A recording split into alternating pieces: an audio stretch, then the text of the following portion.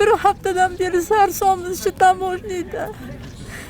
Ötse $5 to'lab uchotga turib 2 oyda bir chiqib turamiz.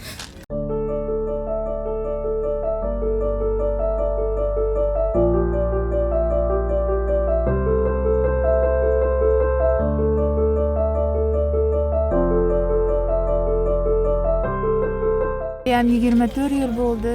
Kelin bo'lib tushganimga Anjanga. 15 mart kuni kirdi chiqtiga kelib qolib ketdim. Ikkita farzandim bor. Kichigim kichkina, dadasini qo'lida qolib ketdi. Bir haftadan beri sarsomuz shu tamoşnida. O'tsa $5 to'lab uchotga turib 2 oyda bir chiqib turamiz. Hech bo'lmasa bizga kelinlarga nima ruxsat bermaydi. Ulug'ayam shunda bolalarimizni nima bizdan ajratadi. Hech bo'lmasa bolalarimizni olib kelib bersin bo'pti Qirg'izistonga. Biz o'tkazmasa hech kim chora ko'rmayapti.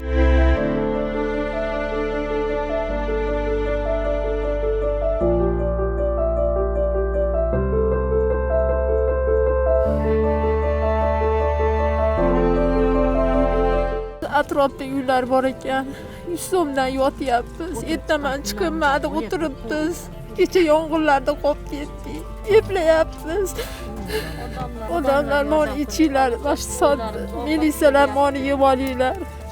Bu bir soatga ochiladi, ulgimay qolasizlar desa mashinalarda yuribmiz sarson bo'lib. Iltimos o'tkazib yuboringlar.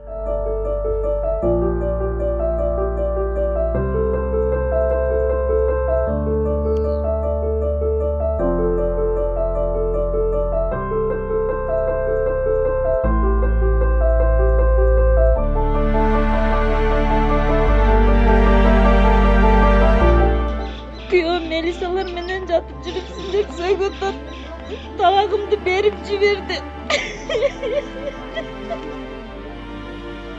Balamды таштоочу адам болгондо таштап өтүп барып кайра кайтып келип ачылганда баланы алып кетет элем.